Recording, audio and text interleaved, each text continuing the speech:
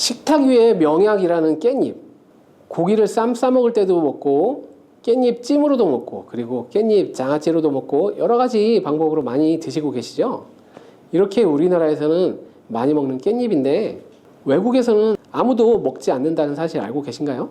깻잎은 우리나라에서만 먹는 채소인데요. 그런데 깻잎에 대해 얼마나 알고 계신가요? 저희 어머니가 7순이 넘으셨는데 평생 그렇게 많이 깻잎을 드셨는데도 깻잎이 얼마나 좋은 식품인지는 잘 모르시더라고요. 깻잎의 8가지 효능과 세척, 보관법, 그리고 먹는 방법까지 깻잎에 대한 모든 것 완벽하게 알려드릴게요. 나이가 들면서 기억력도 떨어지고 깜빡깜빡할 때가 많아 혹시 치매 증상이 아닌가 하고 걱정하실 때 많으시죠? 이제 더 이상 걱정하지 마세요. 깻잎의 첫 번째 효능이 바로 치매 예방입니다. 깻잎에는 치매 예방 효과뿐만 아니라 항산화 작용, 항염증 효과가 있다고 알려진 로즈마린산 성분이 다량 함유되어 있습니다. 로즈마린산은 다양한 식물에서 발견되는 생화학적 화합물로 1958년 이탈리아 과학자가 허브 식물인 로즈마리에서 처음 발견하여 로즈마린산이라는 이름을 붙였습니다. 이 로즈마린산은 폴리페놀의 일종으로 깻잎에는 1g당 76mg의 로즈마린산이 들어있어 로즈마리보다 약 7배 많은 것으로 알려져 있습니다. 이 로즈마린산은 뇌 속에 아세틸콜린이라는 성분이 분해되는 걸 막아주는데요. 이 아세틸콜린의 역할이 뇌 속에서 뇌신경 세포 간의 정보를 전달하며 기억력, 인지 능력을 강화하는 역할을 합니다. 치매 환자는 이 아세틸콜린이 쉽게 분해되면서 치매 증상이 악화되는 경우가 있는데요. 깻잎 속에 로즈마린산이 이렇게 중요한 아세틸콜린을 보호하는 기능을 한다는 거죠. 또한 깻잎에는 비타민 A, 비타민 C, 그리고 비타민 E 등이 풍부하여 뇌세포의 손상을 막아주고 뇌 노화를 예방해줍니다. 그리고 깻잎에는 철분이 풍부해서 빈혈 예방에도 효과적인데요. 이는 뇌의 산소 공급을 더 원활하게 해주기 때문에 다방면으로 뇌 건강에 도움을 받을 수가 있습니다. 그래서 이런 깻잎의 섭취와 함께 부가적으로 치매 예방을 위해서는 규칙적인 운동과 균형 잡힌 식습관, 스트레스 관리 등이 함께 이루어지면 훨씬 더 좋은 효과를 발휘할 수 있습니다. 깻잎의 두 번째 효능은 바로 뼈 건강에 도움을 준다는 것입니다. 보통 여성의 경우 폐경 이후에 골밀도가 감소하면서 골다공증이 오는 경우가 많은데요. 이 골다공증을 예방하기 위해 우리가 보통 칼슘제를 복용하고 필요한 경우에는 병원에서 처방약을 받아서 복용을 하게 되죠. 깻잎에는 이 칼슘이 아주 굉장히 많이 들어있는데요. 채소 중에 칼슘의 왕이라는 시금치보다도 무려 7배나 더 많이 들어있고요. 우유보다도 2배나 더 많은 칼슘을 가지고 있습니다. 그런데 칼슘은 몸의 흡수율이 낮기 때문에 칼슘 영양제를 먹어도 효과가 약한 경우들이 있는데요. 깻잎에 많이 들어있는 성분 중에 비타민 K가 있습니다. 이 비타민 K는 칼슘 대사에 관여하는 오스테오칼신이라는 단백질을 활성화시키는데요. 이 오스테오칼신은 혈관 속에 있는 칼슘이 뼈로 이동하는 것을 도와주기 때문에 조금 더 직접적으로 골밀도를 높이는 데 도움을 줍니다. 이렇게 깻잎은 다방면으로 골다공증 예방에 큰 도움을 줄 수 있는 것인데요. 정말 놀라운 효능이죠. 깻잎의 세 번째 효능은 바로 항암 작용입니다. 깜짝 놀라셨나요? 깻잎은 강력한 항암 작용의 효과가 있는데요. 바로 깻잎에 들어있는 파이토케미컬이라는 성분들 때문입니다. 특히 루테올린, 퀘세틴 같은 성분들은 암세포가 증식, 전이 되는 것을 막아주고 암세포가 자연스럽게 죽도록 하는 자멸 기전을 유도하는 효과가 있습니다.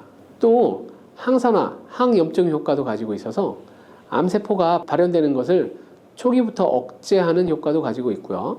임상 연구에서 특히 이 파이토케미컬은 위암, 유방암 등에서 직접적으로 암세포의 성장과 증식을 억제하는 효과를 보여주었고요. 또 골류감에 있어서도 큰 억제 효과가 있는 것으로 보고가 되었습니다. 자, 이렇게 항암 작용이 있는 깻잎 꼭 기억하시고 암 예방에 많은 도움을 받으시기 바랍니다. 네 번째 깻잎의 효능은 눈 건강에 도움을 주는 것입니다. 깻잎에는 루테인이 풍부하게 들어있는데요. 루테인은 눈의 망막에 축적이 되는 항산화제로서 자외선에 의해 발생되는 활성산소를 제거하여 눈의 노화를 예방하고 시력을 유지하는 데 반드시 필요하고요.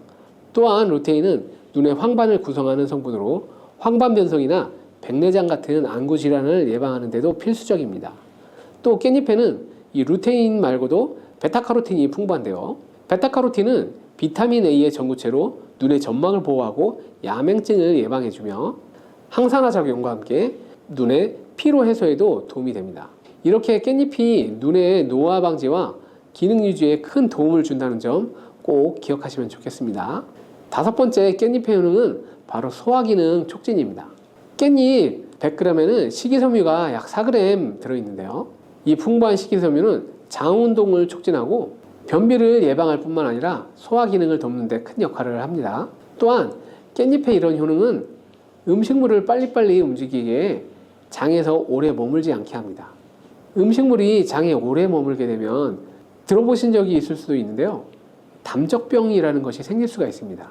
담적 독소가 생기면서 전반적인 소화장애, 팽만감, 통증 등이 유발되고 위장관의 순환을 저해하게 되는데요. 깻잎의 식이섬유들은 이 담적병을 예방하는 데도 도움을 줄 수가 있죠.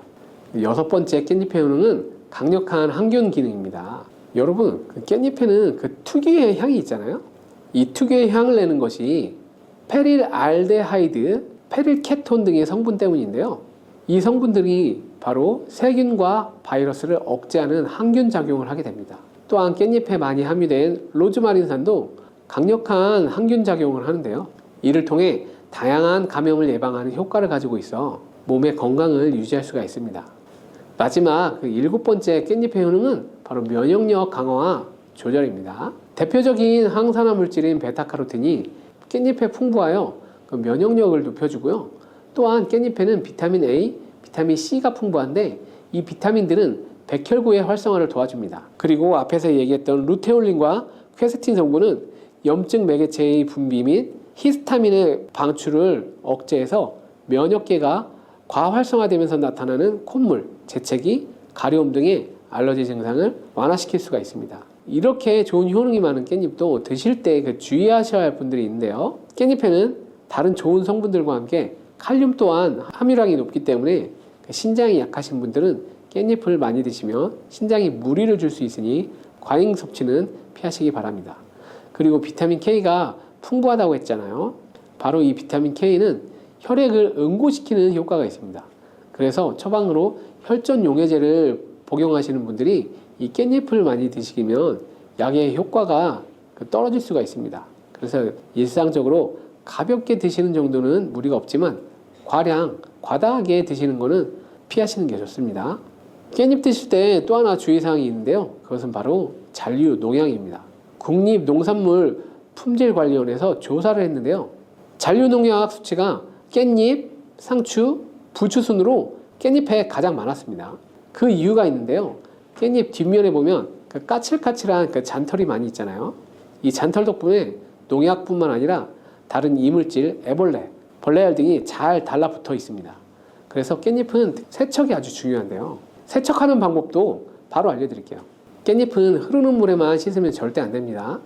깻잎의 상한 부분이나 검게 변한 꼭지는 잘라주시고요. 물에 푹 담가주시는 게 좋습니다.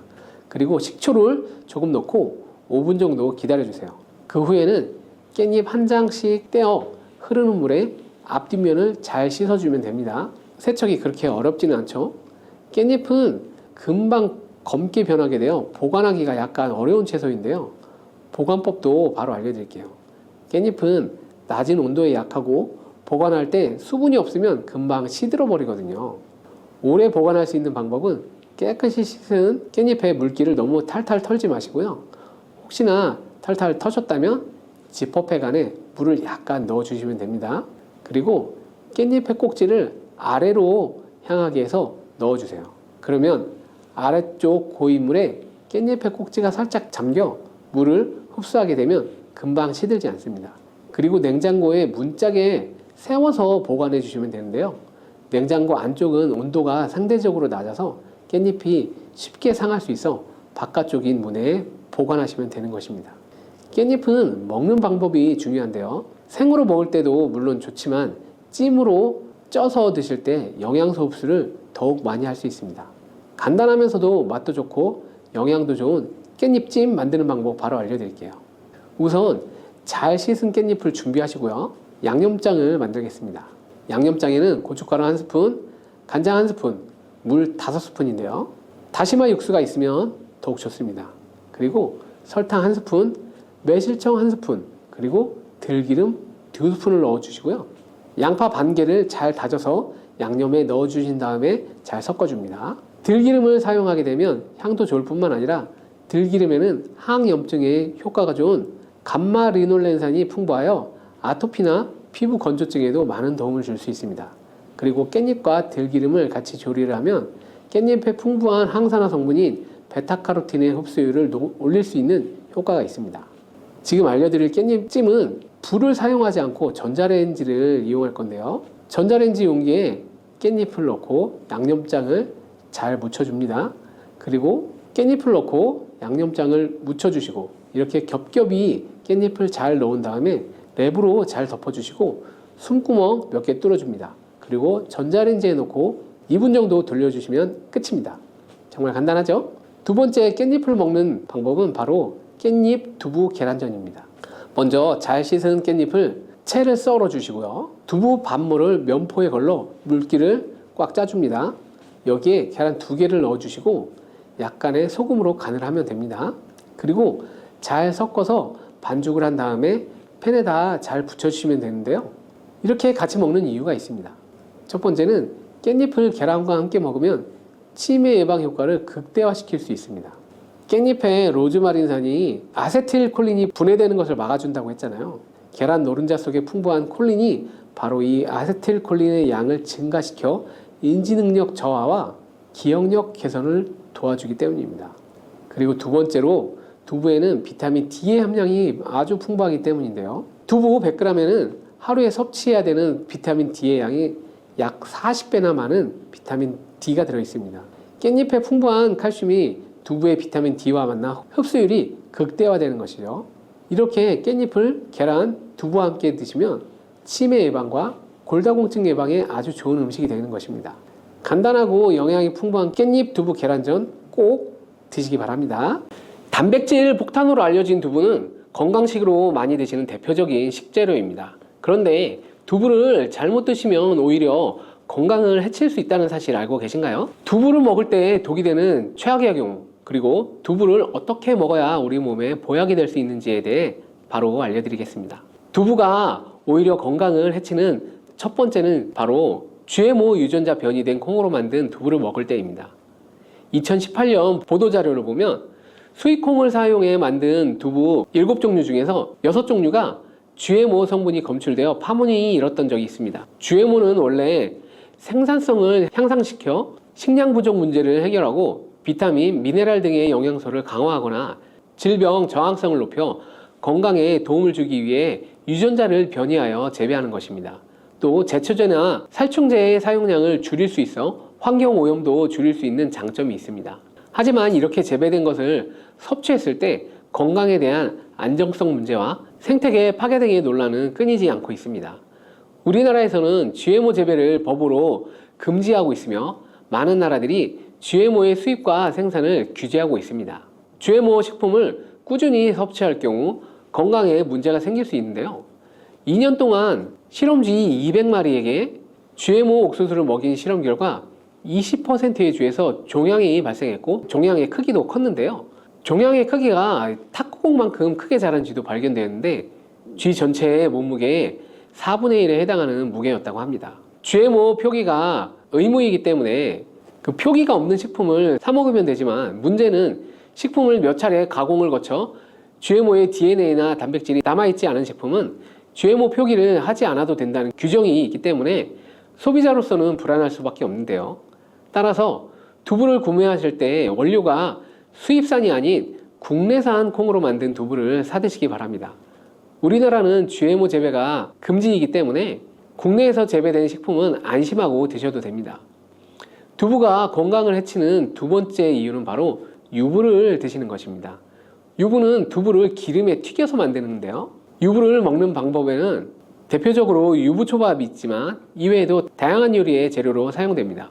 유부의 고소한 맛과 부드러운 식감 때문에 다양하게 사용되지만 건강에 해로울 수 있으니 주의해야겠습니다. 두부를 기름에 튀겨서 만든 유부는 칼로리가 높아질 뿐만 아니라 트랜스 지방이 생성됩니다. 트랜스 지방은 혈관 내 콜레스테롤을 증가시키고 심혈관 질환의 위험을 증가시킵니다. 이로 인해 대사증후군과 뇌 기능에도 영향을 미쳐 지력, 학습 능력을 감소시키는 부작용을 일으킬 수 있습니다. 유부를 아예 드시지 말라는 것이 아니라 맛이 좋고 간단하게 식사 대용으로 드실 수 있는 유부지만 과하게 드시지 않고 적절하게 드시면 좋겠죠. 세 번째, 두부를 드실 때 주의할 점은 시금치와 함께 드시면 안 된다는 것입니다. 시금치는 철분이 풍부하게 함유되어 있어 빈혈 예방에 효과적으로 알려져 있습니다. 또한 비타민 A, 루테인, 제아잔틴 등의 영양소가 풍부하여 눈 건강 증진에 탁월한 효능이 있고 마그네슘, 비타민 K 등이 풍부해 뼈 건강 증진에 효과적인 것으로 알려져 있습니다. 그러나 문제는 시금치에 함유된 옥살산입니다. 이 옥살산이 두부의 칼슘과 결합하여 수산칼슘이라는 성분이 만들어지는데 이 성분이 결정을 이루어 신장이나 요로에 쌓여 결석이 됩니다. 신장결석, 요로결석이 되어 극심한 통증을 유발할 수 있는 것인데요. 시금치를 드실 때는 두부와 같이 칼슘이 많은 식품은 피하시고 별도로 섭취하시는 것이 좋겠습니다. 네 번째, 두부를 드실 때 오히려 해가 되는 경우는 갑상선이 약하신 분들입니다. 두부에는 사포닌이라는 성분이 함유되어 있는데 사포닌을 많이 섭취하게 되면 요오드가 몸 밖으로 과도하게 배출될 수 있습니다.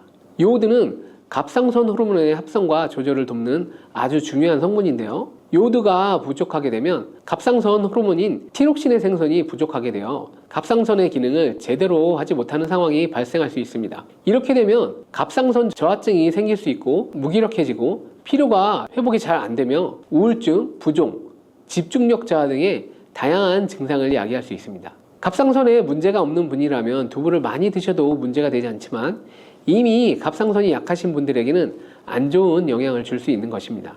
그렇다면 두부는 어떻게 드셔야 두부의 효능을 최대한 높일 수 있는지 알려드릴게요.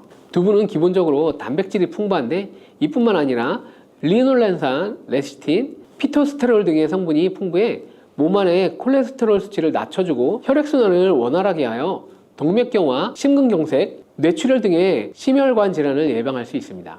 또한 두부는 체력과 근력을 유지하는 데 큰 도움을 주는데요. 바로 두부의 풍부한 단백질 때문이죠. 근육은 매일 일정량이 새로운 근육으로 대체되기 때문에 매일매일 단백질을 공급해줘야 하는데요. 우리 몸에 단백질을 공급해주기 위해 정말 유용한 식품이 두부인 것이죠. 또한 두부에는 콜린이 풍부한데 콜린은 알츠하이머성 치매를 예방하는 데 탁월한 효능을 발휘하게 됩니다. 두부는 또한 머리카락의 원료인 단백질을 보충하는 데 도움이 될 뿐만 아니라 이소플라본이 풍부해 남성 호르몬을 조절해 줍니다. 따라서 호르몬성 탈모 예방에 도움을 줄 수 있는 것이죠. 또한 두부는 건강하게 장수하는 데 도움이 되는데요. 많은 과학자들의 연구 결과 건강하게 장수한 사람들의 특징이 식물성 단백질을 꾸준히 섭취했다는 사실을 발견했고 동물성 단백질을 식물성 단백질로 바꿔 섭취했을 때 사망의 위험성이 낮아진다는 연구 결과도 있습니다. 이러한 효능이 극대화되려면 소화흡수가 잘 되어야겠죠. 두부 중 소화흡수가 가장 잘 되는 것이 바로 순두부입니다. 순두부는 일반 두부와 마찬가지로 비질을 분리한 콩물에 응고력이 약한 응고제를 넣어 만드는 것인데요. 그렇게 훨씬 부드럽고 소화흡수가 잘 되는 형태가 되는 것이죠. 하지만 단점은 일반 두부보다 단백질, 섬유질 등의 영양 성분의 함량이 떨어지는데요. 이런 단점을 보완하기 위해 계란과 함께 드시면 좋은 대안이 될 수가 있습니다. 순두부찌개에 계란이 들어가는 것이 맛뿐만 아니라 영양적으로도 찰떡궁합인 것이죠. 순두부와는 식감이 완전히 다른 쫄깃한 두부면이 요즘 인기가 높아지고 있는데요. 밀가루를 대체할 수 있는 다이어트 식품으로 많이 알려져 있습니다. 다양한 면 요리에 사용되는데 단순히 두부를 면 모양으로 만든 것이 아니라 일반 두부보다 단백질의 함량이 2배 정도 높아 건강에 더욱 좋은 식품이 될 수 있습니다. 두부에서 수분을 빼고 응축시켜 만들기 때문에 같은 무게당 영양 성분의 함량이 높아지게 되는 것이죠. 두부는 양배추와 함께 드시면 또 좋은데요. 두부는 단백질이 풍부하지만 비타민 C와 섬유질이 부족한데 양배추와 함께 드시면 모든 영양소를 골고루 섭취할 수 있게 되는 것이죠. 또 귀리를 넣은 잡곡밥과 함께 드시면 좋은데요. 귀리에 풍부하게 함유된 식이섬유와 베타글루칸과 두부의 단백질, 칼슘을 충분히 섭취할 수 있게 되는 것이죠. 두부는 그리고 미역과 김, 다시마와 같은 해조류와 함께 드시면 좋은데요. 이런 해조류와 함께 드시게 되면 두부의 단백질을 흡수하는데 극대화가 되고 두부의 사포닌으로 인한 요오드 배출을 해조류의 풍부한 요오드 성분이 상쇄시켜 줄 수 있는 것입니다. 두부와 함께 드시면 좋은 식품으로는 토마토가 있습니다. 토마토에는 라이코펜이라는 강력한 항산화 성분이 함유되어 있어 세포의 노화를 방지하고 활성산소를 제거하여 혈관을 건강하게 보호하며 암을 예방하는 효능도 있습니다.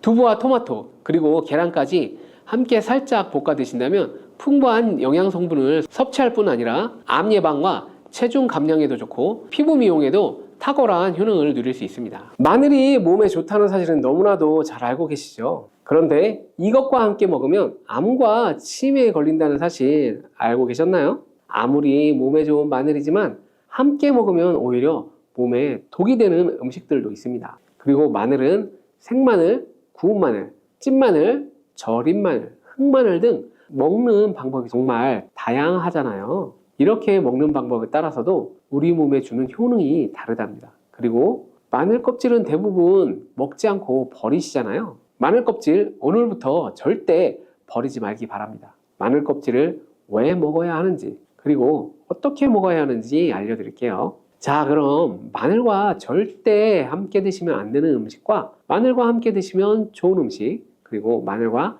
마늘 껍질의 효능까지 마늘에 대한 모든 것 바로 알려드릴게요. 마늘은 정말 우리나라 사람들이 좋아하는 식재료인데요. 한국농촌경제연구원이 발표한 자료에 의하면 우리나라 1인당 1년 동안 마늘 소비량이 7kg인데요. 놀라지 마세요. 세계 평균이 0.8kg이랍니다. 우리나라 사람들이 마늘을 정말 많이 먹고 있는 거죠. 마늘을 많이 먹는다는 것. 그만큼 건강한 식단을 먹고 있을 가능성이 높은 것은 사실이지만 먹는 방법에 따라 오히려 독이 될 수도 있습니다. 마늘과 함께 먹으면 절대 안 되는 음식 첫 번째는 바로 빵이에요. 마늘빵 아시죠? 마늘이 발라져 있어서 달콤 쌉싸름한 마늘 맛도 나고 마늘 향도 좋아서 즐겨 먹게 되는데요. 마늘이 있어서 우리 몸에 좋은 빵이라고 착각하고 즐겨 드실 수 있는데요. 마늘빵은 절대 드시면 안 됩니다. 왜냐하면 빵의 재료인 밀가루는 탄수화물이 주 성분인데요. 이 밀가루의 고탄수화물은 소화 과정에서 당으로 분해되고 혈당 지수를 급격히 올리게 되며 이때 인슐린의 분비가 과도하게 됩니다. 이런 현상이 반복되면 체내의 인슐린 저항성이 높아지고 췌장을 망가뜨려서 당뇨를 유발할 수 있는 거죠. 그리고 이 당은 우리 몸에 흡수되면서 지방으로 변하고 쉽게 살이 찌게 되어 비만을 야기할 수 있습니다. 또한 밀가루로 만든 빵을 드시면 글루텐이라는 단백질이 생성되는데 이 글루텐은 소화불량, 복통, 변비 등의 증상을 유발할 수 있어요. 이뿐만 아니라 글루텐이 몸에 들어오면 장에서 에소루핀이라는 성분이 만들어지는데 이 에소루핀은 중독성이 매우 강해서 밀가루 중독을 일으켜 빵 같은 밀가루를 과다 섭취하게 만든다는 거예요. 마늘에 아무리 많은 좋은 성분으로 항암작용, 항염증 작용을 한다고 해도 마늘빵으로 드시면 아무 소용이 없는 거예요. 그럼 마늘은 어떻게 먹어야 마늘의 효능을 극대화할 수 있을까요? 마늘은 생으로 드실 때도 물론 좋지만 익혀서 드실 때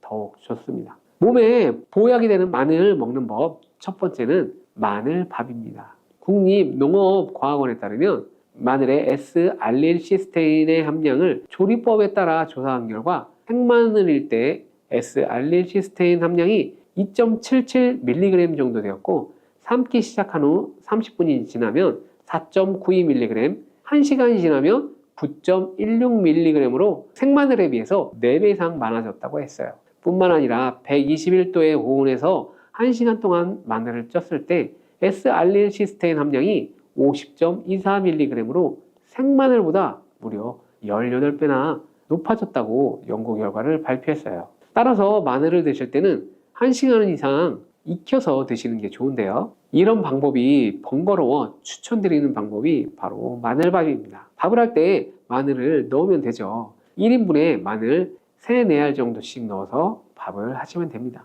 현미가 있다면 현미를 넣은 마늘밥을 하시면 더욱 좋은데요. 현미 속에는 티아민이라는 성분이 들어있는데 마늘의 S알릴시스테인과 현미의 알리티아민 두 성분을 모두 섭취하여서 항암 효과뿐만 아니라 피로회복, 근육통 완화에도 좋은 밥이 되는 거예요. 그럼 마늘밥을 하기 위해서 마늘을 까고 나면 껍질은 어떻게 하셨나요? 당연히 버렸잖아요. 오늘부터는 절대 버리면 안 돼요. 마늘에 효능하면 첫 번째로 생각나는 것이 아마도 항암 효과일 거예요. 그런데 마늘 껍질을 통해 엄청난 항암 효과를 누릴 수 있는데요. 우리나라 연구진에서 연구한 결과 마늘 껍질을 70% 에탄올 용매로 반복 추출해서 만든 마늘 껍질 추출물이 암 예방 효과에 탁월한 효능이 있다고 발표되었어요. 특히 유방암, 위암, 간암, 대장암, 폐암세포뿐 아니라 다양한 암세포에 대한 억제 효과가 있다고 발표했는데요. 그 중에서도 유방암 세포의 증식을 억제하는데 효과가 가장 높았다고 합니다. 마늘 껍질의 두 번째 효능은 바로 심혈관을 튼튼하게 한다는 거예요. 마늘 껍질은 마늘 알맹이보다 식이섬유가 4배, 폴리페놀이 7배나 많이 함유되어 있는데요. 식이섬유는 혈관 내에 나쁜 콜레스테롤을 흡착해 몸 밖으로 배출하는 데 도움을 주고, 항산화 성분인 폴리페놀은 콜레스테롤이 산화되는 것을 막아서 나쁜 콜레스테롤이 만들어지는 것을 방지하는 데 아주 좋은 효능을 발휘한답니다. 마늘 껍질에 함유된 알리신 성분은 혈중 지지를 낮춰서 콜레스테롤과 중성지방을 낮추는 데 효과적인 성분이에요. 이를 통해 동맥경화를 방지하는 데 도움을 주고 심혈관 질환을 예방하는 데 좋은 성분인 것이죠. 또 마늘 껍질을 말려 분말로 만들어 음식에 넣어 드시면 비만을 막아주는 효과를 볼 수 있는데요. 식이섬유가 풍부해서 지방의 흡수를 막고 나쁜 지방을 배출하는 데에도 탁월한 효능이 있어요. 뿐만 아니라 체내 지방의 대사를 촉진하여서 지방 분해가 빠르게 일어나 체지방을 제거하는 데 아주 효과적입니다. 그리고 마늘 껍질을 분말로 드시는 방법 말고도 차로도 드시는 방법이 있는데요. 마늘차 우리는 방법을 알려드릴게요. 마늘 껍질을 깨끗하게 씻어 말린 다음에 기름을 두르지 않은 팬에 마늘 껍질을 넣고 볶아 수분을 없애줍니다. 이렇게 하는 이유는 수분을 없애주는 것도 있지만 마늘 껍질에 열을 가하게 되면 항산화 성분인 폴리페놀과 플라보노이드 성분이 증가하기 때문입니다. 이렇게 수분을 없앤 마늘 껍질을 냉동실에 보관하셨다가 드실 때 끓는 물에 소주 반컵을 넣고 물 1리터, 마늘 껍질 15g 정도를 넣고 끓여주면 됩니다. 이렇게 끓인 마늘 껍질차를 따뜻하게 드셔도 되고 냉장고에 넣어 보관하셨다가 시원하게 드셔도 괜찮습니다. 마늘이 몸에 좋다고 해요. 꿀에 재워서 드시는 분들 계시지 않나요? 물론 꿀마늘이 몸에 좋은 분들도 계시지만 꿀과 마늘은 절대 함께 드시면 안 되는 분들도 계세요.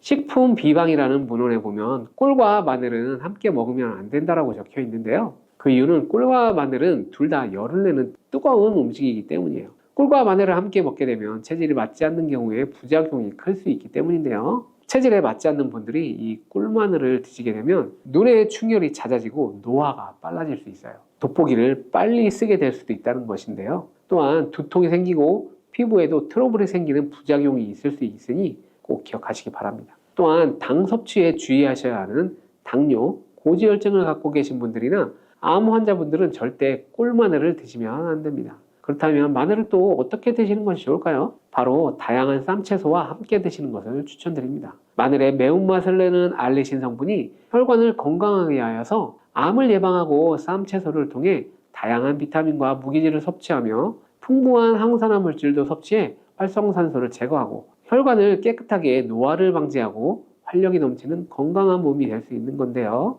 그런데 마늘을 반찬으로 만들어 드실 때 절대 드시면 안 되는 것이 있어요. 그것은 바로 마늘 장아찌입니다. 아니 왜 마늘 장아찌가? 라고 의문이 생기는 분들 계시죠? 모든 마늘 장아찌가 안 되는 것이 아니라 바로 설탕이 많이 들어간 마늘 장아찌는 만들어 드시면 안 됩니다. 시중에 판매되는 마늘 장아찌에는 설탕이 많이 들어가 있을 가능성이 높기 때문에 절대 사드시지 말고요. 몸에 좋은 마늘도 설탕과 함께 먹으면 오히려 독이 되는데요. 설탕이 많이 함유된 마늘 장아찌를 드시게 되면 혈당이 급격히 오르고 인슐린 저항성이 높아지며 혈액 속에 중성지방이 많아져서 혈액을 끈적끈적하게 만들게 됩니다. 또한 설탕을 많이 섭취하게 되면 뇌에서 기억력을 담당하는 그 해마의 크기를 줄어들게 해서 기억력을 감퇴시키고 나아가 치매를 일으킬 수도 있습니다. 집에서 마늘장아찌 담가 드실 때는 설탕을 넣지 말고 건강한 식재료만을 사용하시는 것이 좋겠습니다. 마늘을 건강하게 드실 수 있는 또 다른 방법은 바로 흑마늘을 추천드립니다. 마늘에 열을 가하면 마늘의 색이 점점 짙어져 결국 까맣게 변하는 흑마늘이 되는데요. 그 이유는 마늘 속에 있는 당류와 단백질인 아미노산이 반응하여 갈색을 띠는 멜라노이드 색소가 만들어지기 때문이에요. 그 반응을 마이야르 반응이라고 하죠. 고기를 구우면 빨간색의 고기가 점점 휘어지다가 갈색으로 변하는 반응과 같은 원리입니다. 이렇게 흑마늘을 만들게 되면 생마늘보다 S알릴스테인 성분이 5배나 많아질 뿐만 아니라 새로운 항산화 물질들이 많이 만들어지게 됩니다. 또한 항암 효과가 뛰어난 폴리페놀이 생마늘에 비해서 4배 이상 많아지고 위액 분비를 촉진해 소화를 잘 되게 하는 효능도 있으니 잊지 말고 흑마늘을 만들어 드시기 바랍니다. 마늘은 또 요리할 때 많이 사용하는 재료인데요. 마늘을 얇게 썰어 기름에 튀긴 마늘튀김은 절대 드시면 안 됩니다. 기름에 마늘을 튀기면 마늘 향도 좋고 마늘의 매운맛은 없어지고 단맛은 높아져서 남녀노소 좋아하는 식재료가 되는데요. 뜨거운 기름에 튀긴 마늘은 우리 몸에 좋은 항산화, 항암 물질들은 파괴되고 몸에 안 좋은 탄수화물만 남는 음식이 됩니다. 마늘을 튀길 때 사용하는 기름은 오메가6 지방산이 많은 식용유를 사용하게 되는데요. 이런 기름을 많이 먹게 되면 몸 안에 지방산 불균형이 일어나 염증 수치가 높아질 수 있습니다. 또한 튀긴 마늘을 섭취하게 되면 당독소 또한 높아져 결국 우리 몸에 인슐린 저항성이 높아지는 악영향을 주는 것이죠. 만약 기름에 튀긴 마늘을 드시고 싶다면 한 가지 방법이 있는데요. 그것은 올리브유를 사용하시고 불을 오래 가열하지 말고 살짝만 가열하여서 마늘도 튀기듯이 오래 하지 말고 살짝만 익혀서 드시면 향도 좋고 맛도 좋은 마늘을 드실 수 있습니다. 올리브유를 이용한 마늘을 드시는 방법 한 가지 더 알려드릴게요. 그것은 올리브유에 마늘을 재워서 드시는 방법인데요. 먼저 마늘을 끓는 물에 넣어 5분 정도 데쳐주시고요. 소독된 병에 마늘을 담고 올리브유를 가득 담아줍니다. 이때 통후추를 조금 넣어주시면 풍미를 더욱 높일 수 있습니다. 올리브유와 마늘이 만나 항산화 성분, 항암 물질이 극대화되어서 혈관을 튼튼히 하고 혈전의 생성을 막고 혈류를 원활하게 하여서 치매를 예방하고 심장마비와 뇌졸중까지 예방할 수 있는 보약이 되는 것이죠. 이렇게 만든 마늘 올리브유 절임은 반찬으로 드셔도 되고 생선 요리를 할 때 이 마늘을 으깨서 생선에 발라주면 생선 비린내를 잡아줄 뿐만 아니라 마늘과 올리브유의 풍미가 더해져서 더욱 맛있는 요리가 될 수 있습니다. 참고하시기 바랍니다. 이렇게 좋은 마늘도 드실 때 주의하셔야 할 분들이 계신데요. 마늘의 효능 중 혈전을 제거하고 혈류를 원활하게 하는 효능이 있었잖아요. 그런데 이 효능이 혈액을 묽게 만들기 때문인데요. 이미 와파린, 아스피린 같은 혈전 용해제를 복용하시는 분들이 마늘을 많이 드시게 되면 상처가 났을 때 피가 잘 멈추지 않을 수 있으니 주의하시기 바랍니다. 또한 평소 위염이나 위궤양이 있어서 위가 안 좋으신 분들은 마늘의 알리신 성분이 위점막을 자극하여 증상이 악화될 수 있으니 주의하시기 바랍니다. 그리고 과민성 대장 증후군이 있는 분들도 마늘을 많이 드시게 되면 복통이 일어날 수 있으니 마늘은 조금만 드시기 바랍니다. 들기름, 들깨 하면 무엇이 생각나나요?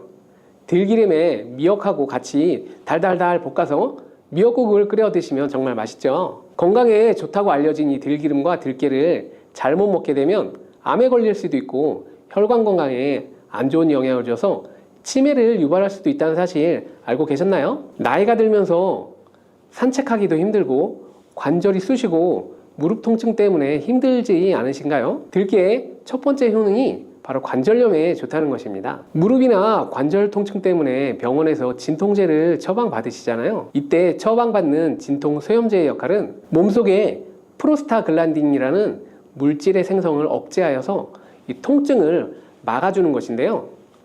들깨 속에 함유되어 있는 식물성 오메가3 지방산인 알파리놀렌산이 함유되어 있는데 이는 체내에서 염증을 일으키는 프로스타글란딘의 생성을 억제하는 데 아주 좋은 효능을 발휘합니다. 우리가 이 오메가3를 먹는 이유 중에 하나가 혈관 건강이죠. 혈액을 잘 돌게 해주는 이런 역할을 해주는 것도 있지만 바로 이 혈관 속에 미세 염증을 잡아준다는 역할도 있는데 알고 계신가요? 들깨가 바로 이런 염증 유발 물질을 억제해줘서 진통 역할을 하게 해준다는 거죠. 또한 들깨의 두 번째 효능은 바로 뼈 건강에 도움을 준다는 것입니다. 들깨에는 관절염, 무릎 통증을 완화시켜주는 성분이 들어있을 뿐만 아니라 바로 뼈 건강에 도움을 주는 식품인데요. 바로 칼슘 함량이 높기 때문입니다. 들깨 100g에는 390mg 정도 되는 칼슘이 함유되어 있어서 뼈 건강에 아주 많은 도움을 주는 좋은 식품이기도 합니다. 이런 들깨를 꾸준히 섭취하게 되면 골다공증 예방에도 참 좋은데요. 골다공증은 중년 이후 노화가 진행될 때 영양 불균형이 생기면서 많이 발생하게 되는데요. 여성의 경우에는 특히 폐경 이후에 골밀도가 많이 감소하여서 골다공증이 발생하는 경우가 많이 있습니다. 노인의 골반 골절은 65세 이상은 노인들에게 골반 골절이 일어나게 되면 65세 이상은 30%가 1년 이내에 사망하고 80세 이상은 50%가 2개월 이내에 사망을 할 수 있기 때문에 노인의 뼈에 대한 관리는 아주 중요합니다. 골다공증의 관리는 뼈 건강을 유지하고 골절 위험을 줄여주기 위해서 아주 중요한 것이죠. 그래서 이 뼈 건강을 위해서 들깨를 꾸준히 섭취하는 게 좋겠죠. 나이가 들면서 이 깜빡깜빡하는 일이 잦아지고 기억력이 떨어져서 고민되는 분들 많지 않으신가요? 지금부터 걱정하지 않으셔도 됩니다. 세 번째 들깨 효능이 바로 뇌 건강, 뇌신경을 튼튼하게 해주고 기억력을 높여주고 치매를 예방하는 데 도움을 준다는 것입니다. 이렇게 많은 효능이 있는 이유는 들깨에 바로 아까 말씀드린 오메가3가 풍부하게 함유되어 있기 때문이죠. 오메가3는 등푸른 생선에 많이 들어있다는 사실 알고 계시잖아요. 그것은 동물성 오메가3고요. 식물성 오메가3인 알파리놀렌산이 들깨에 많이 함유되어 있는데요. 들깨에 함유된 지방산 중에서 바로 60%가 알파리놀렌산입니다. 이 알파리놀렌산은 뇌신경 보호에 탁월한 효과가 있는데요. 어떻게 뇌신경을 보호하게 되느냐? 뇌신경에 염증을 일으켜서 망가뜨리는 사이토카인이라는 물질이 있는데요. 이런 사이토카인 물질의 분비를 감소시키고요. 또 알츠하이머 치매 환자의 뇌에 많이 발견되는 비정상적인 단백질 베타 아밀로이드도 바로 이 알파리놀렌산이 감소시키기 때문입니다. 참치에 많이 함유되어 있다는 DHA 들어보셨나요? DHA가 바로 대표적인 뇌기능 강화 물질인데요. 이 DHA가 기억력을 높이는 데 도움을 주고 학습 능력 또한 좋게 하는데요. 이 DHA는 체내에서 합성되지 않아서 반드시 식품으로 섭취를 해야 합니다. 들깨에 함유된 알파리놀렌산이 흡수될 때 바로 이 DHA로 전환이 되게 됩니다. 들깨가 뇌신경, 뇌 건강에 좋다는 이유가 바로 이것이죠. 네 번째 들깨의 효능은 바로 심장을 건강하게 하고 혈관의 노화를 막아주는데 도움을 준다는 것이에요. 알파리놀렌산이 체내에 흡수될 때 DHA로 변환된다고 했잖아요. 그뿐만 아니라 바로 EPA로도 변환이 되는데요. 이 EPA가 어떤 역할을 하냐면 바로 혈소판 응집을 억제해서 혈관에 혈전이 생기는 것을 방지하는 효능을 한다는 거죠. 그리고 혈관을 튼튼하게 하는 효능과 혈액의 중성지방과 나쁜 콜레스테롤인 LDL을 낮추고 좋은 콜레스테롤인 HDL을 높여주는 역할도 합니다. 미국의 심장협회에서는 허혈성 뇌졸중, 심장마비로 인한 돌연사, 관상동맥 질환 등의 위험을 감소시키기 위해서 매주 1회에서 2회 이상 오메가3 지방산이 풍부한 등푸른 생선을 섭취하는 것이 도움을 준다고 발표했습니다.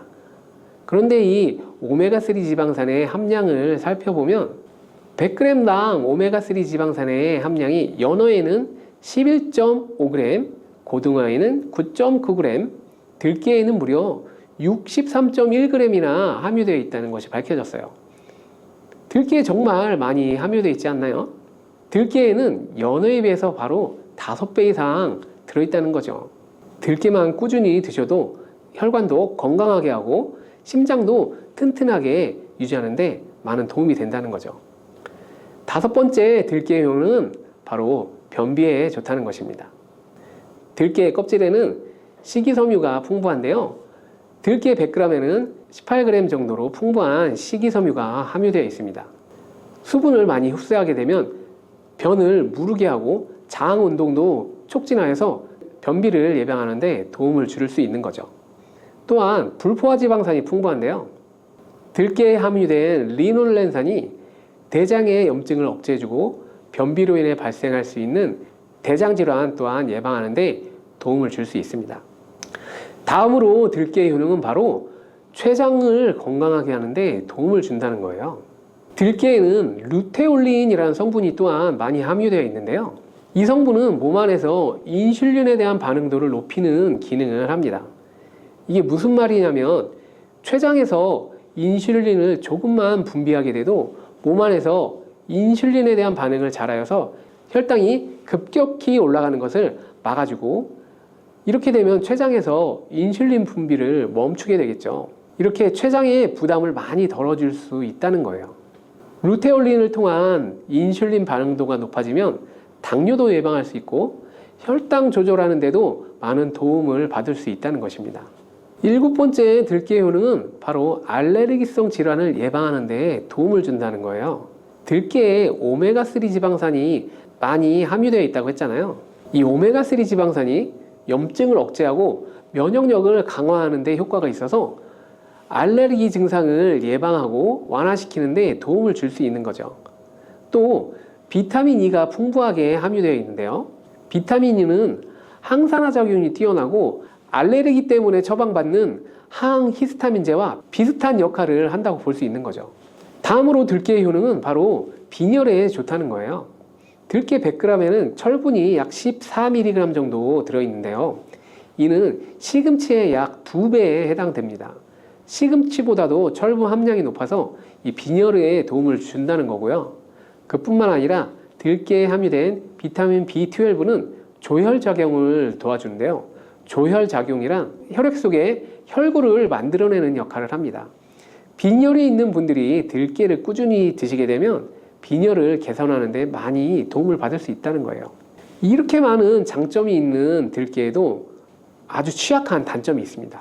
그것은 바로 열에 약하고 산패가 쉽게 된다는 거예요. 보통은 통들깨보다 들기름으로 많이 섭취를 하고 계신데요. 이 들기름을 짤 때 방법이 아주 중요합니다. 보통은 200도 이상으로 들깨를 볶아서 기름을 짜게 되는데요. 이때 몸에 좋은 오메가3 지방산이 대부분 파괴가 됩니다. 그래서 들기름을 드실 때는 저온에서 압착한 들기름을 사용하는 것이 좋습니다. 저온 압착유 또는 생들기름이라고도 하는데요. 이 기름을 요리에 사용할 때도 열에 오랫동안 가열하지 마시고 요리가 끝날 때쯤 무렵 들기름을 넣어 주거나 먹기 직전에 드레싱을 하여서 드시는 것이 아주 좋습니다. 들기름은 또 산패가 쉽다고 했잖아요.